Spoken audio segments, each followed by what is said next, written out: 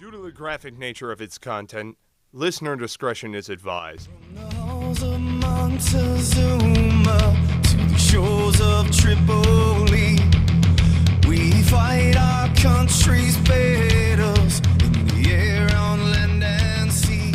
First to On this episode of Cigars and Sea Stories, Mike, Bennett, Sebastian sit down with the host of Veteranology, Mr. Jay Knight. Jay is a fellow Marine. He and I, that's Mike Penny, that's me, we went to SOI together, Infantry Training Battalion together, and haven't really fucking seen each other since, but we both went out to 29 Palms, and that's pretty crazy. And then we went into podcasting in a vacuum, and then he reached out to me one day and was like, dude, you're doing this too. And it's like, holy shit, dude, we got to sit down and share Cigars and Sea Stories. So, Jay, thanks for coming on the show, man. Hey, no problem. Thanks for having me, guys. Yes. So you were just telling us what's going on in your world right now. What's everything? I'm just recovering from a great Friday. Great Friday nights, baby. Yeah. So what'd you do to earn this hangover? Well, I just moved to Denver back last April, and still getting out and trying to, build my tribe, meet new friends, Right. network, and that involves drinking sometimes. Oh, I know what you mean. Sometimes it does. Sometimes Wait. So it what's does. your hangover remedy for the listeners out there? Or obviously it didn't work that well, but Just eat breakfast and lounge. That's that's what's gonna only work. It's fantastic. Take some Motrin. Hey, get a Corman. Drink water. Take Motrin. Sure. Good to go. No, I'm doing fine there. I'm just exhausted. Yeah. Oh, Jesus. You poor bastard. Well, thanks for coming on the show. We really appreciate it. Yeah. We always So, enjoy talking with a fellow devil dog. you ever wonder how you did it, drinking till 3 a.m., getting up at 5 and running? And All the time. especially in 29 Palms, and especially during summer when it's balls hot and people are always pissed off anyways because they're in 29 Palms. I'm still trying to figure out how I used to go to bed at a reasonable time and wake up and work out. Let alone drunk. Yeah. Right. You got to love those like Friday morning formation runs that just literally smell like the floor of a bar. Yeah. Smell like field day. Oh, yeah, man. Just horrible. Ugh. Dude, that's what it was. It was always Friday morning. It was First Sergeant coming back. Our First Sergeant was fucking batshit crazy. He'd go out in PT, and then he'd come back and take us out for PT and just slay us. But he'd always run up, not the tank track, but that trail that's up closer towards the mountainside, so to speak. You cut left at the top of the hill, and then it just goes straight.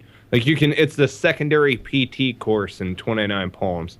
It's a straight dirt road next to some fucking hills in the middle of the desert. And you just run straight off, and there's mirages. It's awesome. You should Insane drink people. whiskey all Thursday. Exactly. It's like Tatooine. Right. You should drink whiskey all Thursday night and then, fucking run down that road with First Sergeant. Hey, look at that. Look who just joined us. Is he on? Yes, I am here. OMG. Nice. Tim Parkhurst, America. Welcome to the conversation. This is Jay here. Knight. I Jay, should- what's going on, my brother? Not much. Let's. Well, there's about to be. We're just gonna roll into the backstory here. You and I went to SOI together in 2004. Wound up going to the fleet in 2005. Who did you wind up going with? 2nd Battalion, 7th Marines, Weapons Company. There you go. Awesome. So where'd you deploy? In and around Fallujah, both times. I would say we spent a lot of time in Fallujah. The first tour, 2005. 2007 was mainly to the northeast of Fallujah, all the area north of Camp Fallujah. Okay. Just a huge battle space. It's hard to say where I was because, we had a battle space the size of Rhode Island. Right. And was it just your battalion, or was it surrounding units as well? Yeah, I mean, it was Task Force. Well, Task Force 27. I don't know. I mean, yeah, there were Army units on the outskirts, but the whole area was basically covered by just the 4 companies of 27. Well, and H&S, they were there. Right on. Yeah, because you guys were there roughly in and around our overlap time when we were in Ramadi on both tours. Yeah, yeah. And then we were kind of playing terrorist ping pong. Oh, yeah. Going back and forth in between Fallujah and Ramadi. Because we're a weapons company also. I know what you mean. The AO is fucking huge. Yeah, when you're a weapons company, you get to see all of it. Yeah. Yeah. Which is good, bad, and ugly. But, I mean, it's cool. It's got its moments. Right on. That's good stuff. Dude, do you remember Kinzer? Oh, yeah. Yeah. Okay. He was a sniper with us. Yes. All right. Fantastic. So I thought Kinzer had died. I thought I saw his name on a hit roster or a kill roster when we were overseas in 07. And so I wind up going to Quantico as a combat marksmanship coach, and I'm sitting in the lounge on, I think it was my first day there. I'm sitting in the lounge, and I look up from my boots, and across the way there's Kinzer. Like, Kinzer! What's up, man? I thought you were dead! just with a room, just what a guy wants to hear. People. Right. and he's like, I'm not. So that was good. Yeah, I talked to him a few months ago. Just kind of asked him where he was. I knew he was here in Denver for a little bit of time for some schooling, but he's back out there doing something else. Right. Yeah, he leads a strange life now. But he's a good guy. He's getting married. Oh, yeah, that's a strange life. He is getting married. He, of all people, he like hits me up. He's like, hey, man, getting married. Need your full address. Hope you can make it. Cool. Bye. Like, that's how dudes tell each other. Yeah. Here's your invite, bitch. Right. Well, you don't need all the pomp and circumstance as a guy. Let me just float it out there. That's it. Right. It's not like, that's not happening. Handwritten. Like, oh, really? You're ruining your life too, huh? Enjoy that. Enjoy that. Well, some of us like the institution of marriage. I know I do. I know I love it. I love it. You give the evil laugh, but that's a laugh of happiness. I love it because my wife listens to this podcast. I love marriage. How about you, Jer? You married? I choose not to play. You purposely sidelined yourself from that. Yeah, yeah. You got a vasectomy at 12 and just stepped. No. Just not part of your. Just not getting married. Right on. Just not for now. I'm just not planning on it. Gotcha. No foreseeable future plans here. Sure. Well, is there a significant other? No, I have a dog. Well, that's significant. What kind of dog? Beagle. Nice. I just got a beagle. His name is Grunt. Grunt. I love it.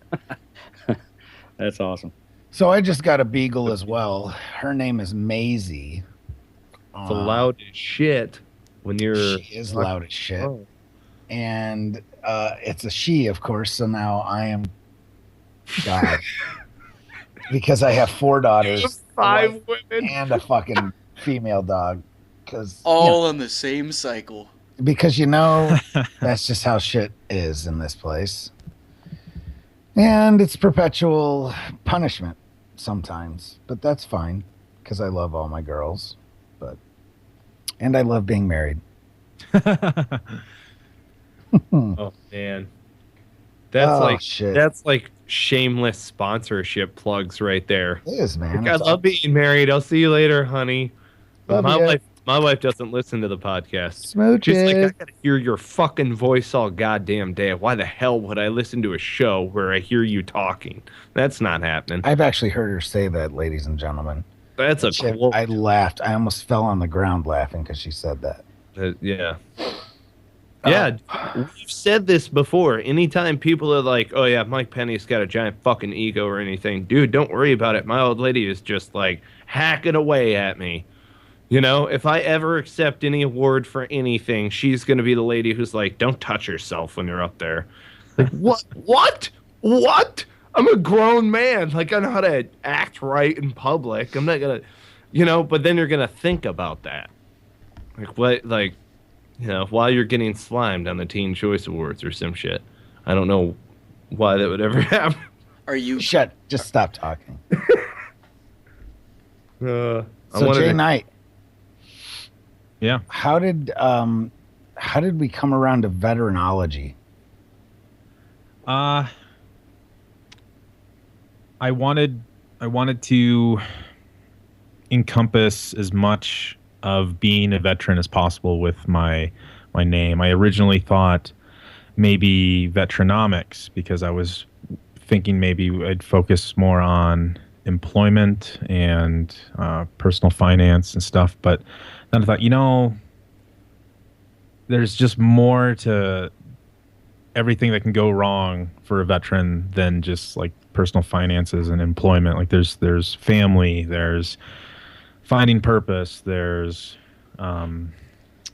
you know, just how do you live? How do you build a lifestyle that you enjoy? So I figured ology means the study of, and went with that. Right. Well, there is a huge go ahead. need for that at this point, especially with so many of us coming back, kind of looking at society with this. I don't want to say jaded, but veteran shaded glasses, you know. And it's a weird world to find yourself in presently, without your boys there, without, you know, complaining at 2 a.m. during a police call or any of the things that we used to use as armor, you know. Sure. Well, think about this. You know, you go the first 18 years of your life, your social life was built for you by the public school system, private school system, whatever you did. But, you know, you're in school going through the same classes with people that become your friends.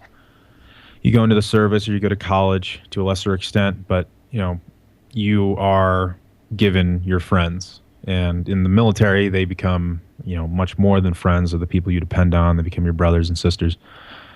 And then you think, yeah, I can do this civilian thing. And you get out and you're just like, you're alone. You are alone. You have friends, sure. You have a dog, sure, but no one gives a shit.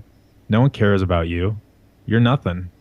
And your success means nothing to anyone else around you until you start, you know, building that lifestyle where it does matter, and you're networking and you're building a business, or you're, you know, joining, you know, the ranks of the police or firefighters, you know, a company, until you actually start flexing those muscles again of being a leader, you're alone.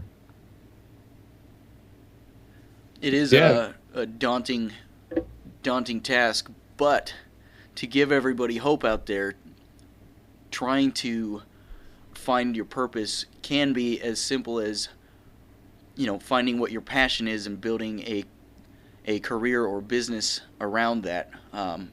Finding something that you're being stretched as far as difficulty, but that you have a natural passion for, will most definitely be as rewarding a life as you can find if you happen to be able to find that.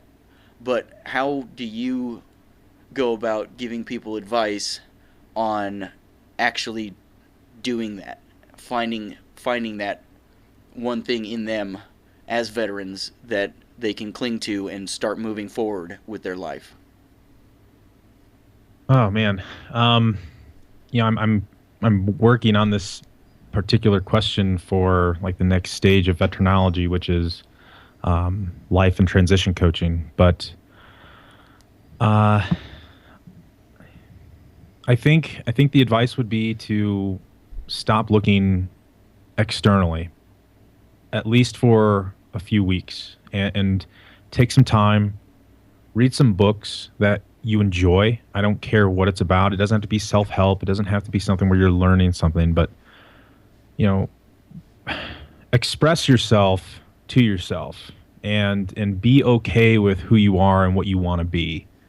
Because if you look externally, you're watching television, you're walking down the street, you're judging your success or your place in life off of everything that's around you. Oh, my house is smaller than that one. He has a better job than me, better car. I mean, there's a thousand things out there that can get you down. But if you look inside and start building on what you already love about yourself and about the lifestyle that you may have had pieces of while you're in the military or going through school, now's your chance to really just expand on it instead of looking at what else there is to do. Look at what you can build upon, I guess would be a better way of saying it. No, I like that. That search, the internal growth, the structure, the, focus on you for a little bit. Is that what I'm hearing in there? Yeah. Not necessarily like don't look at yourself and say, okay, I need to do this, this, and this to make myself better.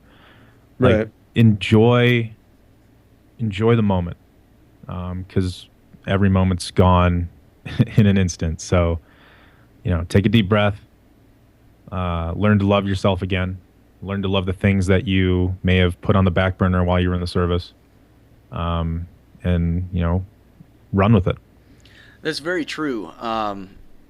Staying in the moment gives you a certain sense of clarity, because if you're in the moment, fear tends to jump out the window, because fear is always future-based. It's always based on what could happen or what could hurt you or the potential of things. And when 99% of the time, the thing that you were most afraid of wasn't really that bad to begin with. And so psyching yourself out really can lead to some dark thoughts. So staying in the moment is really good advice, because it allows you to just be. And for a lot of us, especially Marines, being difference makers every day, you're doing something. Even in the barracks, on days when it was just stand by to stand by, some sort of expansion was happening in you. So we tend to think that if I'm not doing presently, then I'm wrong. So what was your MOS? What was your background in the Marine Corps? I was an 0331 machine gunner. Nice. Best damn MOS in the Corps. Get some, baby. And then you got out, and did you go to school when you got out? Yeah, I left school, or I got out of the Marines a few months early, right before that last PFT. So I dodged that last green weenie. But That's awesome. yeah. But I got a school cut. They let me go to summer school, and then went down to Southern Illinois University, Edwardsville, to start my undergrad. Cool. So what led... Now, are you doing podcasting full-time? Are you an entrepreneur on the outside, or what are you doing? Yeah, I've wanted to be an entrepreneur probably since halfway through my first tour.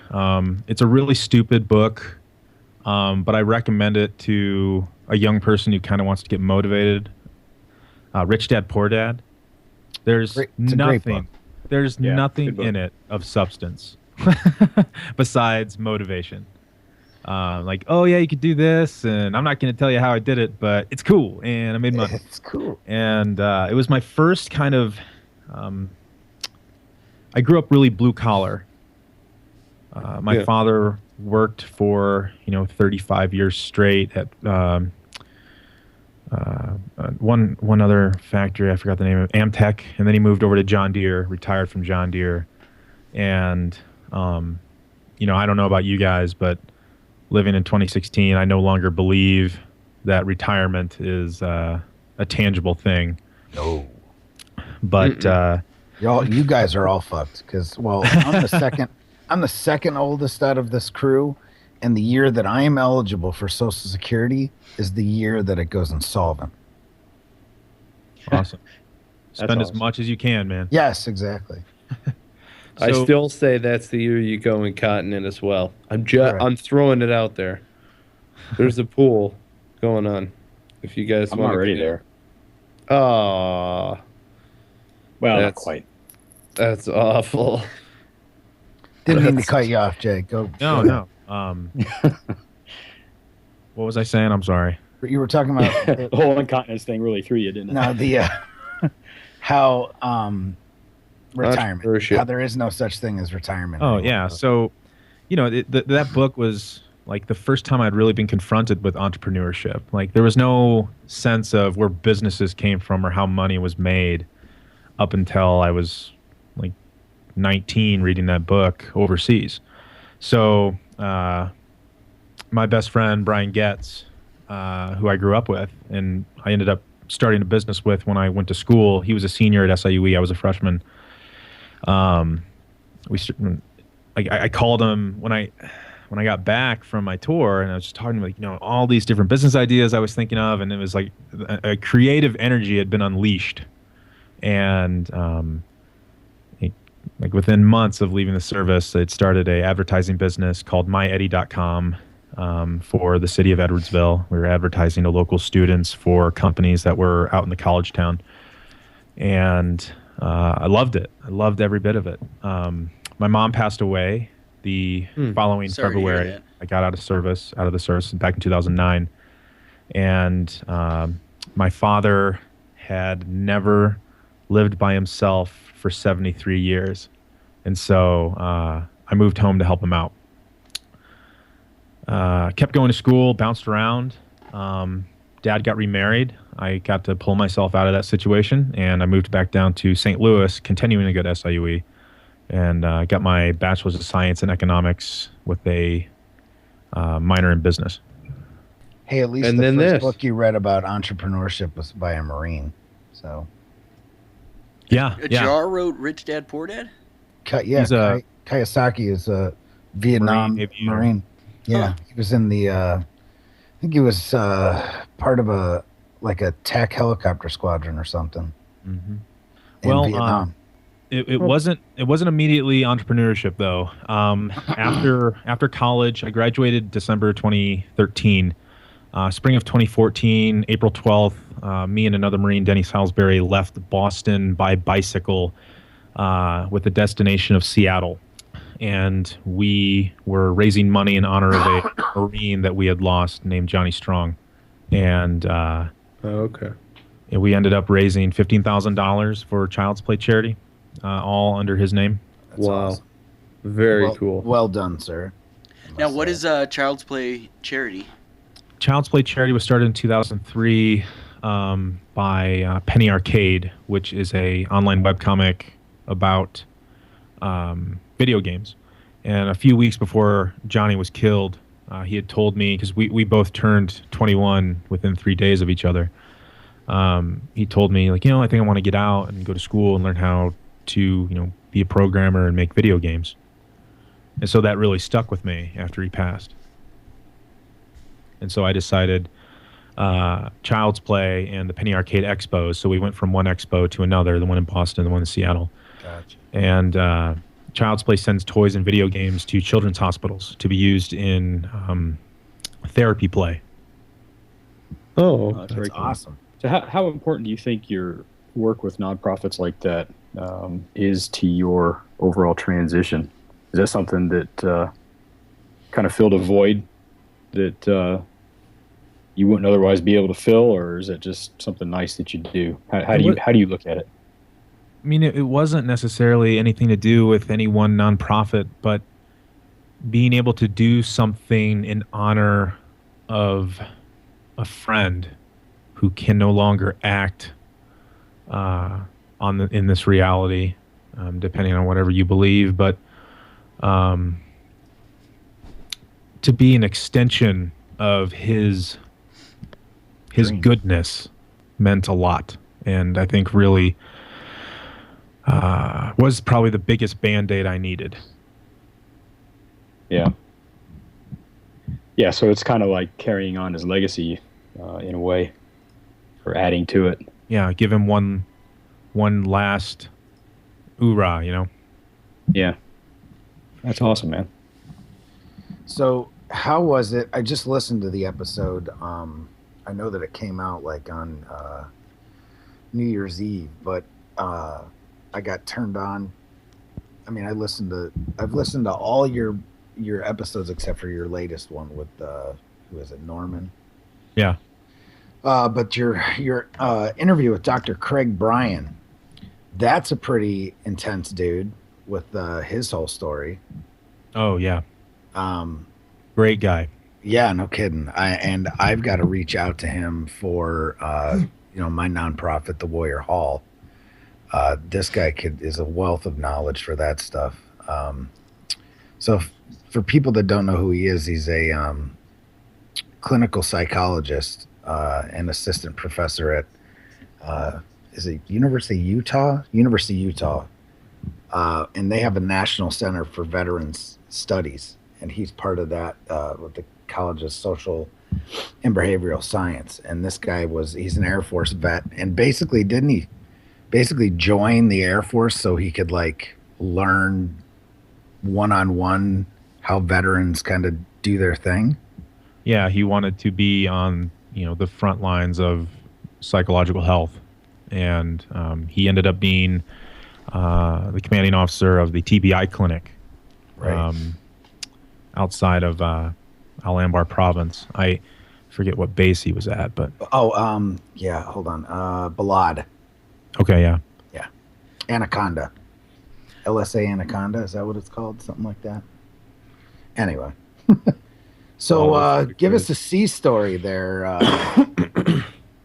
Yeah, what the fuck, Mr. Jarhead? Give us a 29 Palms sea story, Something. especially. A 29 Palm sea story? No, there's no sea stories at 29 Palms. Yeah, you obviously have Those never are been to sand the stories. Sand stories. Yeah, there's no C at 29 Palms. Well, there's no sea in Iraq neither. That's true. Well, that's true. I mean, there's one great story, but it'd get me in trouble. Well, all you have to do is say allegedly prior to stepping off on the story, and you're good. And say asshole 1 and asshole 2. We'll be fine. Then you gotta Sure. step off with your right foot instead of your left foot. and There then you go. it's- Everyone will be confused. There you go. Yeah, well, I did that just because I was OFP most of the time. So this asshole number 1, we'll call him, we got off work. It was Friday, and like we got off work relatively early. It was like, I don't know, 3 o'clock. It was, I don't know what we did right, but there was no standby to standby. We got put on Libo, and I haven't said that word in a while, but we got put on Libo and real early in the afternoon. And I went back to my room and I was playing video games, and like already, here comes asshole number 1. He is just sloshed already. It's like been an hour. And he's gone through like 3/4 of a 24 pack of NPR, or not NPR, PBR. Right? And I'm like, oh, hey, man. He's like, are you all right? And he couldn't even like talk. I was okay, well, how about you just sit so you don't fall over and bust your head open? And, I lay him down. He just kind of looks like he falls asleep. Okay, cool. And I go back to looking at the television, and all of a sudden I just hear, Oh, and I no. turn around, and he's got my fridge open, and he's pissing in it. So I immediately, the door was still open. I immediately just grab him and chuck him out, while he's peeing. So pee just flies everywhere. And he Oh, starts my screaming God. like, what the fuck, Jay, blah, blah, blah. And like, okay. So I pretty much Uncalled for. I pretty much ripped my fridge out of the room, just like throw it at him. I go down to where his room is, and there's like a couple boots that he was sharing with. And I go in, I just throw everything out of their fridge. There's a skateboard in there. I put the fridge on the skateboard, and I wheel it back to my room and plug it in and just lock my door. And Like he's over. He's over. And by that time, he's over at the other barracks. Like, you'll never believe this piece of shit. Blah blah blah. And like the other duties now are like trying to get him to like leave, and our duty doesn't want to like deal with it. And they end up just throwing him in a room and locking him in the bathroom because it was 4 p.m. and Marines get drunk fast. Yep. Leap it off, dipshit. That's what you do. You lock your buddies in the head. Yeah. And it's gonna be okay. I really Right. like the fact that you went and took his refrigerator Oh yeah, I wasn't gonna clean mine. to replace Hell no. the pissy one. Oh, hell no. Mr. Pissy Pants had to turn yours into a piss pot. Yeah. Mr. Pissy Pants. You just went and fucking. I So, love it. It's Yeah, the fantastic. same unit. So right before my second tour, I picked up corporal. So that means duty NCO, and it was like 3 days before we deployed. The same unit. So I was a part of mobile assault company. Weapons company got turned into mobile assault company, and I was part of mobile assault platoon 2, map 2, and so map 3 was a lot of rowdy guys, like to get drunk, howl at the moon. And I always used to say I would trust map 3 any day in a gunfight because I know they'd have my back, but I wouldn't trust them to have their pants on while they were doing it. And so I said this to one of my friends in map 3, and one of the boots hears me. He's like, oh, Corporal Knight's talking shit about my platoon. And so the night goes on, and it's like 2 a.m, and this private is like in his shower shoes, shuffling through the middle hallway. And I come out and I look at him, and he's like, Corporal Knight. This is how we talked. You were talking shit about map 3. I was like, go to your room. I do not need to deal with this right This guy now. fucking Christian Bale as Batman or something. Nah, it's just a slack-jawed yokel that I can't Night. imitate. So I said, get to your room. I'm gonna make one round, and if you're still here, you're fucked. So I turn and I start walking, and I just hear him go 1, 2, and I race back to the hallway right as he says 3, and he punches through the duty hut window. No. And it just shatters everywhere. And he's like holding his hand. I can see that there's glass chips in it, and he's just bleeding everywhere. And he looks at me and then just takes off running as fast as he can. Where And I'm was he just hoping to standing go? there, like, what the fuck? Like, I've been duty NCO twice, and now I have to deal with this right before we deploy. And, first thought in my mind, since, I was just recently a Lance Corporal, was, how do I cover this up? How do I not put this in the duty binder? That is awesome. And so all of a sudden, the staff sergeant comes downstairs. What happened? Like, who are you? He was a staff NCO from H&S Company.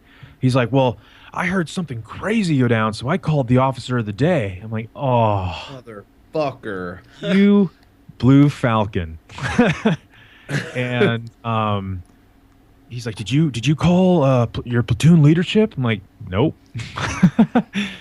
So I go make a round. I find some boots to like start sweeping up the glass, and I find out where this dumb boot is. He's got like a dock, like pulling glass out of his hand, wrapping it up.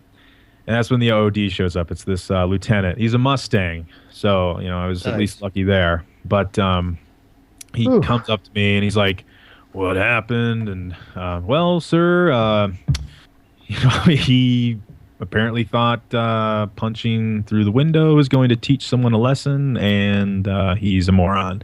And he looks at me and he says, "Do you have the situation under control?" And I say, "Yes, sir." And as I say, "Yes, sir," so the same guy who pissed in my fridge comes up and he sees someone in a duty belt, just puts his arm around him. He goes, "Hey, guys, what's going on?"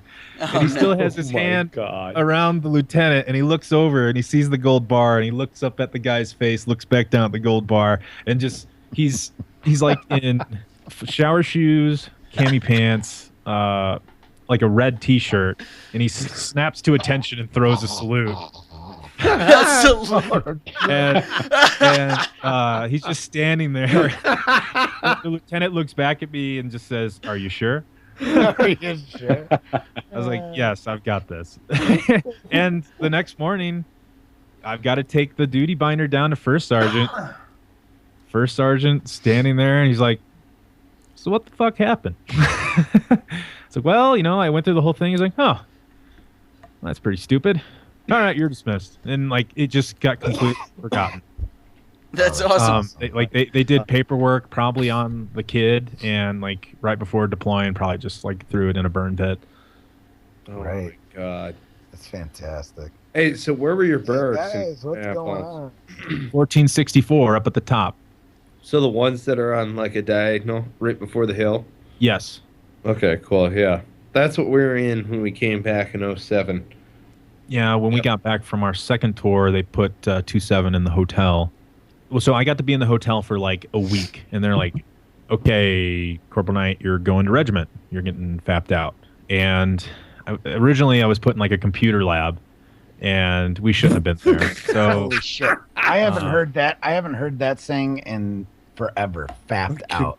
Fapped out. Hell yeah, Fapped man. out. Yeah, Oh yeah. shit! The worst thing to get fapped out to if you're a 29 Palms Marine was out to being a fucking coyote. no, Why? What'd you it was think? to regiment. No. Regiment? I was in the S3 shop with nothing but officers and no one below the rank of master sergeant. Oh. Wow. What's wrong with Master Sergeants? You got a problem with Master Sergeant? Yeah.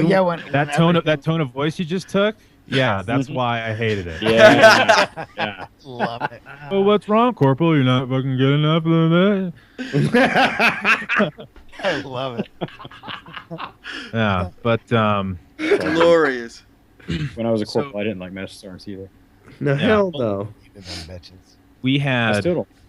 we had the best master sergeant for weapons company for the 2 deployments, and I mean, I couldn't have asked for better senior enlisted leadership in my grunt company.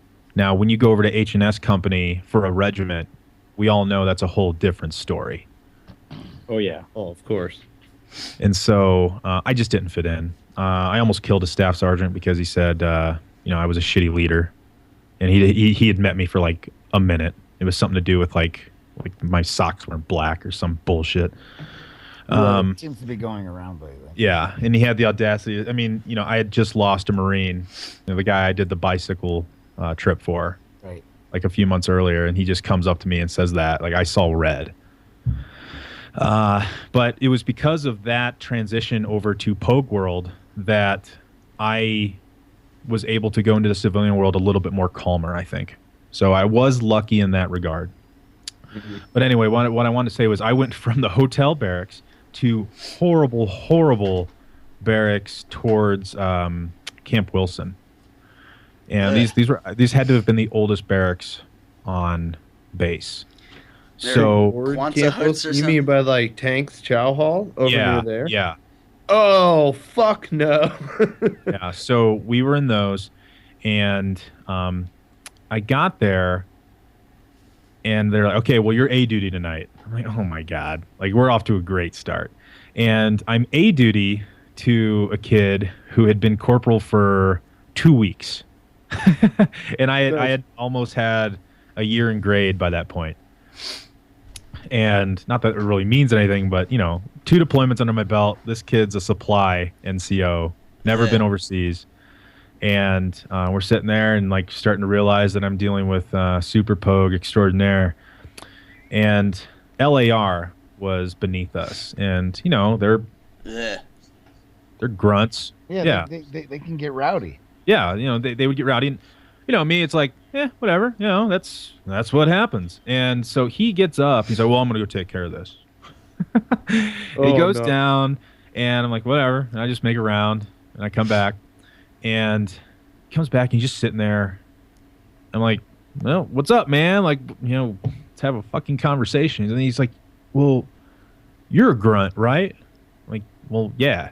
And why is it Lance corporals who are grunts won't take orders from non-commissioned officers. And I'm looking at him, I'm like, well, it's probably just because they know you're a pogue. And he's like, well, that has nothing to do with it, blah, blah, blah, good order, discipline, blah, blah, blah. And I'm just like, I had to lay it out. I was like, look, man, I'm going to tell you as real as I can. No one cares about you and your rank. And these guys might have lost buddies. And if you go down there and screw with them one more time, they're liable to just beat the crap out of you. And he was just like, he couldn't comprehend violence. Like, or like someone not following orders from a higher rank. And, you know, when you're a grunt, you're constantly dealing with the ebb and flow of promotions and combat, and like people who have, you know, people who are known for having the big cojones and have gone off and done crap or got Purple Hearts. And, you know, in Pogue World, the only thing you have is your rank. That's all you have, because no one cares how fast you stack those boxes. And or fill out that paperwork. Yeah. And so, anyway, it's about 2, 3 in the morning, and like I've already taken a nap, and I'm like, hey man, you know, you need to get some sleep. So no, I got this. I'm like, all right, I'm going to sleep. He's like, all right, yeah, you can just sleep the rest of the time. Cool, whatever. So I fall asleep, wake up, and he's sitting there at the desk like shivering, like white as a ghost. Oh God. And apparently like 5 minutes before I got there, OOD had walked in, caught him sleeping on post. Oh, snap. Oh, There it is. Shit. And, you know, he was... I see Been there, what's done coming. that. I see what's coming. Yeah, he had just told me, you know, he had just gotten promoted, and, you know, it was great news for his wife and his new baby. And I'm just thinking to myself, man, you are such a fuck up. And, yeah, that was a little taste of what it was like to be a grunt in a paper pushing world. Oh, he didn't blame it on you for not relieving him? Oh, no. He was just... Oh, well, see, I scared. thought that was coming. Yeah, I would have thrown him off the barracks. Yeah. Dead. Yeah. The boss?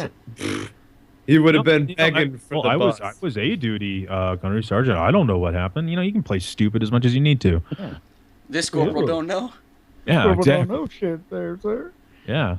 I'm new here. I just got to regiment like Right. 2 days ago. So Yeah.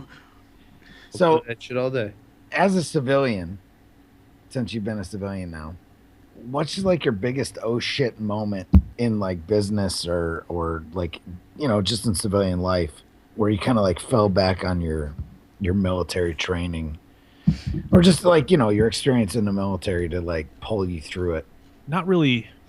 I don't think I've really had an oh shit moment, but I have discovered that if I use my same NCO voice and am giving a presentation or I want people to listen to me, I just run with it.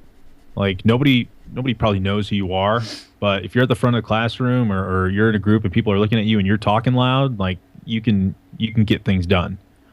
So I would so true. yeah, I just taking initiative and saying, no, this is what we're going to do. We're going to get this done. Oh, okay, let's do that. Like a lot of people, a lot of people don't want to lead. A lot of people don't know how. And That's so you step up and all of a sudden everyone that's a tough nuts just like freaking crumbles. yeah. And yeah, man, I totally know what you mean. Well, and it's not like you can't work with other leaders that are out there also. See, that's the other misconception that's at play here. You know, that was one of the biggest issues that I had with Marines and Piston Contest. Dude, you're first fire team leader. I'm second fire team leader. Who the fuck cares? Like, you're a leader, I'm a leader. We're both leaders. Doesn't matter. You're a corporal, I'm a corporal. You know what I mean? Like, that's kind of the other thing. It's like you've got an unlimited amount of resources to whatever extent that you have the ability to lead. You know, even if you're being delegated a task, even if it's a shitty task, I mean, like, you have the ability to just go out there and fucking stop it and crush its nuts, blah, blah, blah, whatever. But, Yeah. like, Ugh. not everybody needs to be alpha male to whatever extent where it's like, I'm gung-ho, I'm going to grab the guidon and go. You know what I'm saying? Well, Yeah. I would say that on the flip side of this, it really irritates me because when I end up finally getting a job, or the thing I hear most is, I never expected ... And it's like, Jay took charge of this and took on this project, and he knows how to do this and he knows how to do that. Well, yeah, if you'd actually read my resume, or not believe that somebody who was in the military probably doesn't know what they're doing, or I feel like I go into positions, I take a lot of energy into it, and people just aren't expecting like that level of output. Yeah.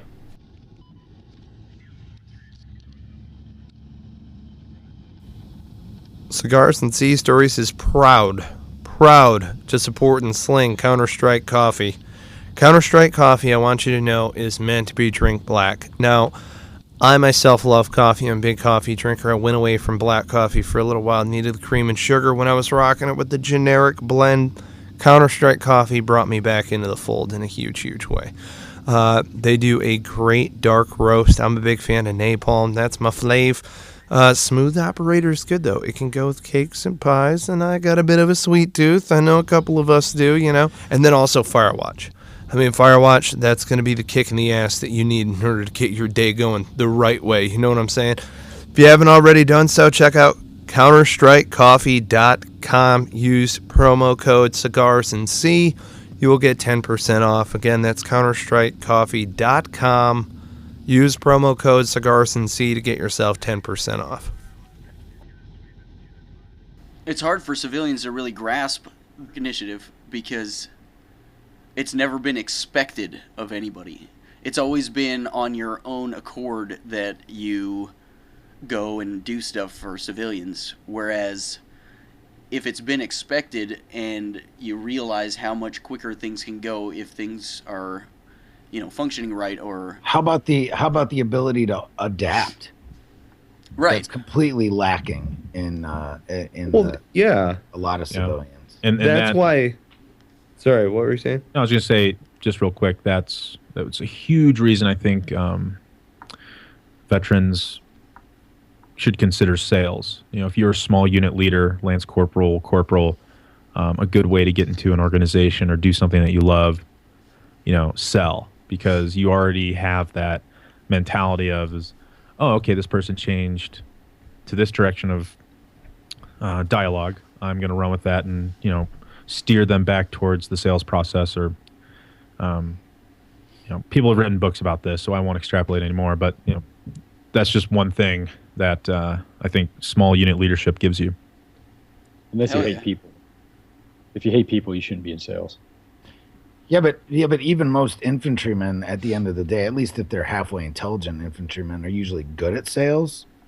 Yeah, they just don't like it. But a lot of guys don't like it. Right. And I'm the same way. I don't like it either. But yeah, well, if you don't like people, take their money. Right. Exactly. Well, and I think what the military really kind of gave us is almost like an associate's degree in communications. They gave us a clear, concise methodology of being able to command and control a battlefield scenario while telling somebody on a radio what is going on in real time. Oops, something happened. Here's a 9-line. Now I've got to adapt. Now we've got to coordinate. Now we've got to frag out. All of these other different things. It's like when you look back, I was looking through my old Write in the Rain notebook, and I was just flicking through some of the how you write down like a template for a Warno or something. Yeah. And you just kind of like start banging it out because LT or somebody is just giving you the situation as what's going on for QRF or something or whatever. It doesn't matter. You're writing in order. You have that baseline information or intel that's in there. All of that operational mindset and methodology is there. And when you walk out, people are like, okay, here you go. And it's boring. Civilian life is fucking boring. It is boring. 9 to 5 is for the weak. It is just so fucking boring. You know, I mean, I won't even bother Yeah. going through my daily schedule. Just know that I am up and I am working from 8 until 11 at night. And fuck your 9 to 5 world. That shit is weak sauce. Because if I wanted to do it, I wouldn't have gone into the military. Duh. I mean, that's the point. Especially I wouldn't have gone to been a grunt, you know what I'm saying? And then the leadership is akin to that as well. That's the other thing that being an NCO provides you, is it gives you that communication basis. And let's get outside the building, go and operate right now. Oh, you want somebody to go be a remote employee? A non-commissioned officer is your guy or gal. So true. I think that's Dude, one of the it's- biggest struggles combat veterans have is, they're so used to being in an environment where, things are 90 miles an hour, pretty much 24/7, except for the couple hours sleep you might be getting. And, you're shooting people in the face, you're moving fast, you're communicating, you're jumping out of planes, freaking flying on helicopters, whatever the hell it is. And, people's lives depend on it, and things just move fast, and things change fast, and you adapt Everything's so fast. fluid. Keep going, and they- man. I'm and- grabbing and- my bottle of Jergens right now. Keep describing that battlefield. So then you get out and nothing can compare to it, and you go do your job and you might throw all your energy into it, and you want to, you want to impress, you want to succeed, you want to move up the ladder, and they won't even let you work more than 8 hours a freaking day, and you go home and you find yourself, with your mind racing, with all this energy and nowhere to put it. And it freaking drives you out of your damn mind because you have nothing to do. You have to go find something else on your own in order to start using this energy constructively. Yeah. And that's something that civilians will never get, and even a lot of military guys, even a lot of veterans who've not been deployed, been to combat, they don't get the whole adrenaline thing. My wife says I'm lethargic sometimes. It's because nothing gets me going anymore. I mean, I freaking, jump out of planes and shoot people and freaking whatever. And, my kid wants to go ziplining, and I'm like, oh yeah, that's cool. And my wife's like, oh, are you kidding me? No, you can't let them go ziplining. Ah. And I'm like, what? What's the problem? But you're taking them skydiving and shit. So yeah, I mean, what's the problem, right? But oh no, can't do that because that's Didn't we dangerous. have this conversation the other night, Tim, about how this is a problem that veterans have once they get out of that space. Yeah. And it's one of the biggest downfalls for veterans is the complete drug and of adrenaline. And Yeah, exactly. and there's nothing that can compare to being in a firefight. When it And comes I to think that point, when you get that shot of all those hormones and adrenaline and all that shit and it might be scary as fuck, and it might be everything that you can imagine it would be, but at the end of the day, you get done with that and you go, whoa! Oh, what the yeah. fuck just Yeah. happened? And Yeah. and there's nothing in the world that can replicate that shit. Yeah, So- I think the problem for veterans is that they don't recognize that that's happening, right. and And they don't that realize they're surrounded by people who've never experienced it. Yeah. Well, How about it's you, the Jay other thing Knight? that I What do you say do? a lot is at the end of the day, the rest of the world accepts mediocrity so quickly. And Oh, that's yeah. something that us as Marines and veterans in general, that shit's unacceptable for the most part. Yeah. It all kind of goes hand in hand. Right. Why are you right? I remember my first firefight when I was 19 in the middle of Fallujah. We had been ambushed by an IED, and we're taking fire from several of the buildings around us, right in the middle of downtown. And our doc got shot in the elbow, ends up giving himself, just wraps his arm up, say, hey, I'm going back. Just 6'2", Indiana Hoosier, great guy. Ended up getting his Purple Heart from President George Bush. Gotta love those corpsmen. Nice. Yeah, and so, but we ended up having to do self-medevac, and so we went back to Camp Fallujah, and I just remember, I was the turret gunner, so I was just shooting fucking machine guns at buildings, And it's my first time. I'm 19 years old, and I get out of the truck, and all the other guys are like standing there and talking. I get up, I jump on the hood, I walk, and as I'm walking towards them, I took 2 steps, and then like I just felt like all the adrenaline rush out of my body. I hit my knees and I fell forward right on my face because I was just completely washed. Holy shit. Yeah, man. Awesome. Oh, hell yes. That'll do it. Hell yes. Fuck. Oh, that's so good. It's so fucking good. Yeah, it's There's just, nothing. There isn't. There There is anything. nothing. And that kind of it kind of sucks to an extent, Real bad. It just makes it hard to just kind of like, Turning towards gunfire and doing something about it is fucking awesome. it's nuts. Yep. Thank yeah. God I'm rocking sweatpants right now. They So would I don't know. not.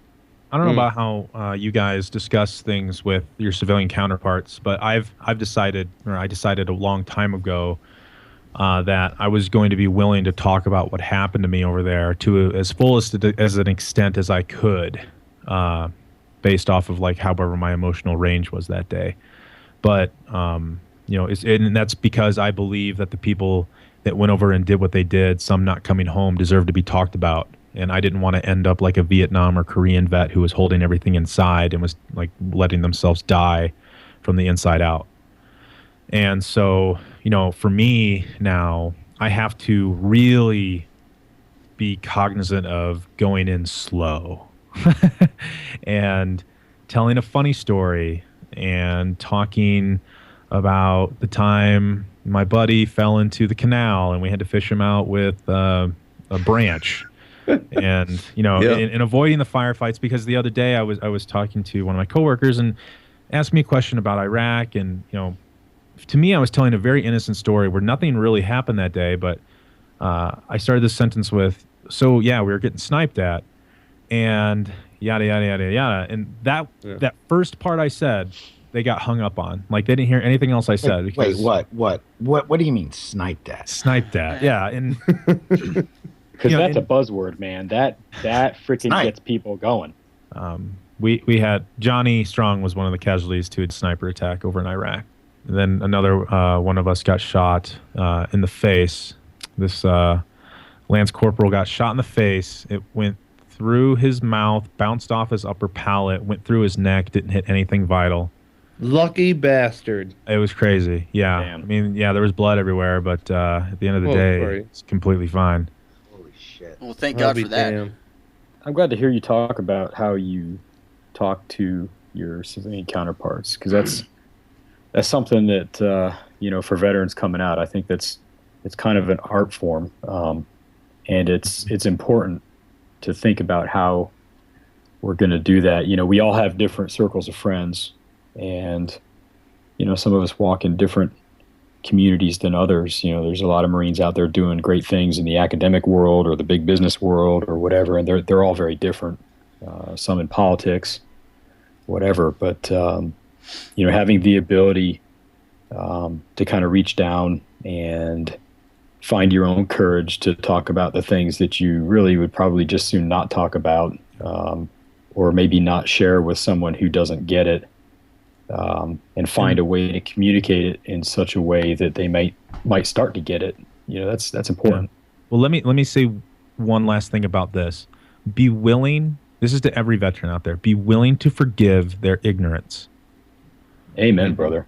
So, I have a really great friend, and when we first met, when my best friend was introducing us, he was his friend from college, and I was his friend from high school, went to the Marines, and now we're both going to the same college, and he wanted us both to meet because he thought we'd be really good friends and we were very much alike. And so he immediately had judgments on me, and I had judgments on him, and opposites attract, not two alpha males. And right. So our first encounter just wasn't really that good. We weren't really open to each other, and so the second time, I was like, okay, like, you guys, I really want you to be friends. Like, he was just really open. So, hey, I really want you to be friends. And like, talk about stuff. And the first thing out of his mouth, and I still laugh about this and give him shit for it. And don't have a negative reaction to this immediately. You will. And he says the first thing on his mind. He says, "What was it like to see your friends die?" And now, yeah, Hear the audible gasp. you hear That's pretty fucked up. It's super fucked up. But if I have to sit there and try and empathize, when you're talking to someone who's been through something like that, and you're trying to understand a pain that you've never ever felt, you get hooked on it because you're thinking about, what would I do if I lost my friend, my wife, my child? I have no idea. If they've never experienced loss, they have no idea. And so if they get hooked on that and they make a slip of the tongue, be willing to forgive that, because it's just shock and awe for them. They don't get to talk about this stuff. It's not normal for them. For us, it is. And we hold other people who can't talk like us to a lower standard, but don't. They need you to teach them why that's stupid and how to talk and how to ask questions, or else we don't educate our populace. We don't educate our future politicians about what it's like to go to war, to send people to war. Yeah. And they don't know what questions to ask, and they don't know how to talk to veterans. Yeah, So they I'll don't get know off my what they don't soapbox. know. Exactly. No, man, that's good. That's good stuff. I mean, we beat around the bush on that same kind of line of conversation pretty often, and kind of the way it goes for us most of the time is, I get on my soapbox about civics, and we start talking about how nobody understands what we go through because nobody has any skin in the game other than fellow veterans. And that goes back to the whole, we haven't fought a war like World War II since World War II, and the general population hasn't suffered. They haven't sacrificed like that since World War II. And all of the wars, conflicts, whatever you want to call them, have just been something that those guys in uniform went off and did. It wasn't something that the whole country was either behind or supported, much less, shared in the suffering for. And so yeah, to have those kind of discussions, it's difficult because you're trying to bridge a divide that can sometimes seem, unclosable. Yeah.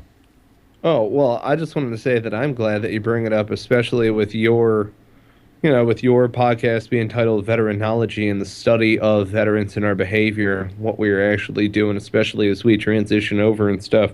With Cigars and Sea Stories, how we approached it at first was, wouldn't it be great to be able to provide the same conversation that we had, not just in the smoke pit, but also, you're bullshitting with your buddy and then you go walking into the lounge, or you go walking into a barracks room full of jarheads or whatever it is, and you're in the middle of some fucked up story about how they were banging some disgusting hooker for the weekend or whatever, but they're using the terminology that we all know and love.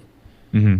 You know what I mean? Or they're going through some firefight and they're like, bullshit, you jackass, you're on this side, we're over here, blah, blah, blah. Yeah. And you're going through, civilians are lost the second that you say something as simple as COC. Like, I went running out of the COC towards the clearing barrels, through the traffic circle we went, through 295, south on Sunset, whatever. That's it. People have no idea what you're talking about. You ran out of the cock? What?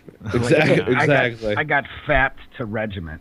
Yeah. I got fapped to the pool, or I got fapped to being a driver for division or whatever. People are like, "What the fuck are you talking about?" No idea what you're talking about. Bill, there you go. What's a FAP? Is that an initiation you guys do? Some kind of fucked up hazing ritual?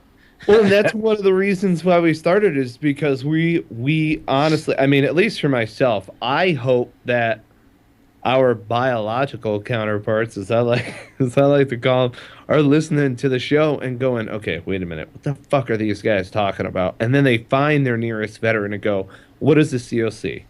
Yeah. What do you mean? Like, what do you mean, what is the COC? Like, what are you talking about? In Marine Corps stuff, I listen to this show, this podcast, Cigars and Sea Stories. What does this mean?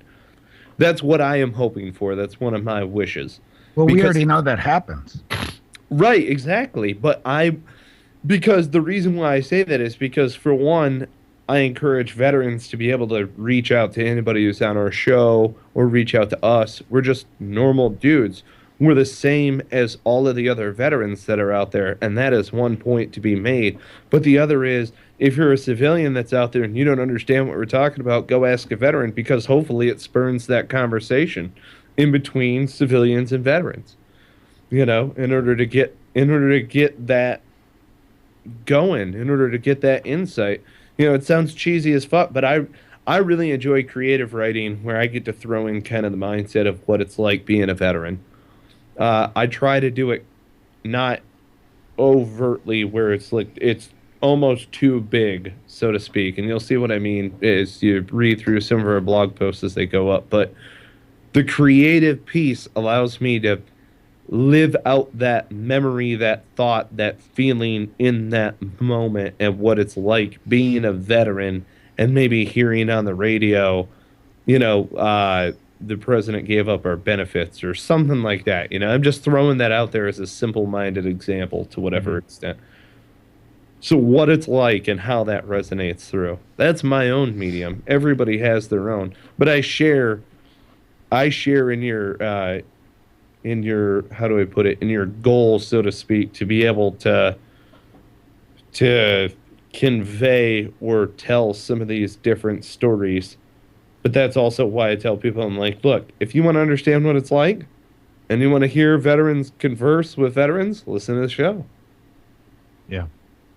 Because it kind of, you know what I mean? This is a comfortable medium for me to where I can just say whatever the fuck I want to say in between you and me. Yeah. And that's it. And then they happen to be a fly on the wall. I think that's so cool, dude. Especially in this beautiful medium that both of us are in. Mm-hmm. And Well, how many if times you- tonight? How many times tonight have all of us, or at least I have, and Jay did too? It's like, oh my god, I haven't said that word in 20 years, but or Lobo. like 10. But I remember, you know what I mean. You still remember the lingo. Yeah. Yeah, it just kind of flows out without It's you just knowing kind of it. refreshing, right? It's kind of like, holy crap, So I like it. So My lingo is so old that you guys don't even recognize it. Oh, Stop. old core. Old Yeah. core, exactly, old core. fucking Archibald. We've got to get one final story from Jay Knight here. And I want to know about triumphantly rolling into battle with a glorious hard on. You had a Maud Deuce in front of you, right? Was it just your first tour? Were you a vehicle commander on your second tour? Yeah, and then a dismounted patrol leader. Look at Yeah. that. Yeah. That's good stuff, man. So I guess you can tell when I helped capture 12 guys, we were doing a battalion op, and we were pushed to the very end of what the area was going to be swept through, and this was kind of common practice for us. And it gets really boring. And we were waiting for the other companies to sweep through this entire area to get to us. And while that's going on, one of my buddies comes up and says, "Hey man, we're gonna go clear this house," like just randomly, screw it. And so I'm like, all right, I'll come with. And I'm the first person on the stack. Guy knocks on the door. This fat Iraqi answers the door, and we go in and we start clearing the building. And this place immediately seems sketch. And Yeah. I go into the next room, and there's 7 or 8 guys all sitting there eating breakfast. And they all just put their hands up. And the rest of the house gets cleared. And then we move on to the next building. And if you would have picked up a napkin, you would have found an AK-47. Yeah. I mean, just like it was like the house was built out of AK-47s. And it turned out like these guys were, the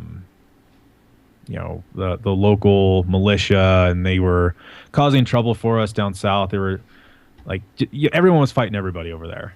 And, we ended up capturing 12 guys that had fighting positions and machine gun nest, and we caught him eating breakfast. Nice. And so we were actually doing all of like the tagging work, and the battalion commander is standing behind me, and he's just like, what was the name? Hit team, right? Human intelligence, something or other. Yeah. Like, hit, and then he just kicks me. Hey, Hit, I'm talking to you. And I look up at him, and I'm like, I don't know what Hit is, sir. He's like, well, who the hell are you? I'm, weapons company. I'm one of your Marines. He's like, oh, well, great fucking job. And we moved along. So we helped get 12 combatants off the battlefield, and just really lucky that they happened to be eating breakfast when we decided, hey, fuck it, let's go clear a house. Oh, God. Jay Knight, thanks so much for coming on. No problem, guys. Folks, if you haven't already done so, check out Veteranology.com and listen to Jay Knight on his podcast, Veteranology, the study of... Here, let me pull it up, actually. I'm gonna pull this up real time. I was just cruising through your page. A study of veterans and their journeys. Veteranology. I love it. I'm looking Good at it stuff. right now, man. It's freaking awesome. It's a clean site, too. I like it. It's good stuff. Thanks. Yeah, man. Let me just give the mission statement. I think it really draws everything together. The mission of Veteranology is to help veterans leaving active service to experience healthy and fulfilling transitions into the civilian world. I do this by interviewing veterans who have found success in their new life outside of the military, individuals who have created service organizations and nonprofits that serve the veteran community, and professionals deeply integrated into the backdrop of veteran life, such as doctors, lawyers, and caseworkers. Wonderful. Brilliant. Very, very nice. That deserves a yet. Core. Hell yes. Listeners, subscribe, rate, review the podcast. If you haven't already done so, find us on iTunes, Stitcher, Player FM. You can look us up on there. Click subscribe, hit review for us. We'd love to get higher up on iTunes, new and noteworthy. Shameless plug, just ask for help, And check out Jay Knight's podcast, Veteranology.com. Go to it immediately. Check that out. And there you go. You're going to be all set for the upcoming weekend or whenever you fill your podcast library. A few other shameless plugs. Head on over to counterstrikecoffee.com. You will get 10% off with coupon code Cigars and Sea. Veteranslist.us. If you're a veteran business leader and like to get listed on veteranslist.us, head on over there, get a featured membership. You'll get 50% off. 50% off, 50, by entering in Cigars and Sea. And to all of our sponsors out there, thank you so much. To all of our listeners for listening, thank you, and we hope that you come back soon. Gents, this has been fantastic. The whole team on here, nothing but 03s. Ugh. Fucking Core. Semper Fi, bitches. Oh my God. You know what? I'm gonna go do a quick combat jack. That's what I'm gonna do. I was doing it this whole time. I know, dude. You got to start wearing pants when we record. No, because that's I weird refuse. And distracting. Anyhow, Jay Knight, thanks, brother, and listeners, thanks so much. See you next time. Juslin, cue the music.